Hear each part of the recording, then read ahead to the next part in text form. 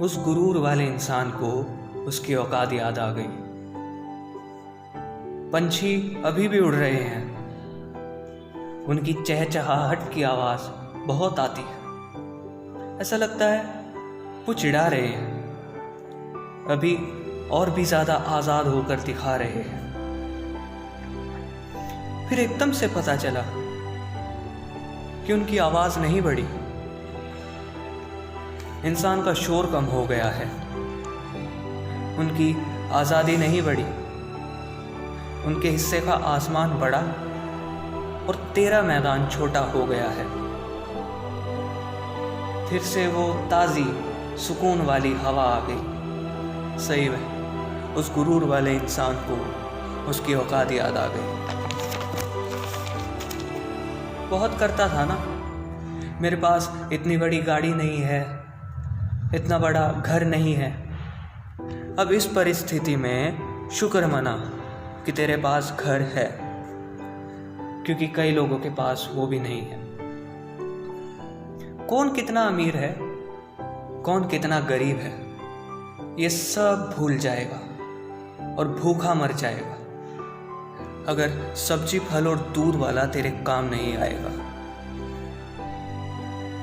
ये संसार अमीर गरीब सबसे चलता है, तुझे नहीं लगता, लेकिन वो तो समझता है।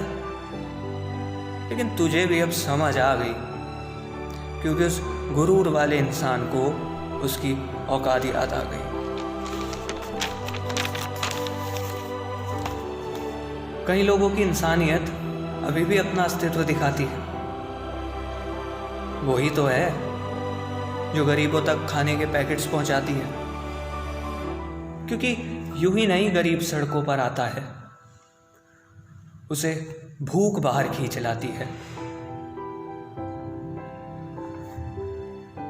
कुछ चीजें अभी भी नहीं बदली, जैसे कि हम अभी भी अपने घर में चैन से सो रहे हैं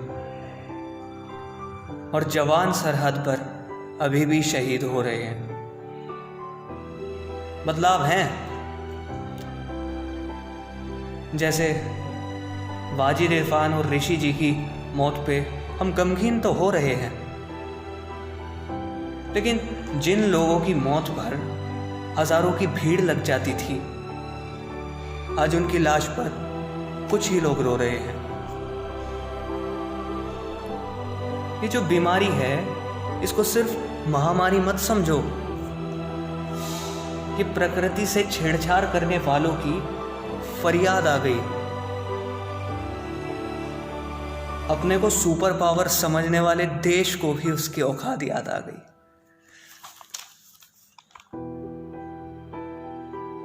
तुम्हारे जीवन के स्वाद बदले हैं, लेकिन उनके अंदाज तुम्हारे अपने हैं। बस जो बाहर घूमना फिरना, खाना पीना तुम्हारे जीवन का हिस्सा हुआ करता था, वो अब तुम्हारे सपने हैं।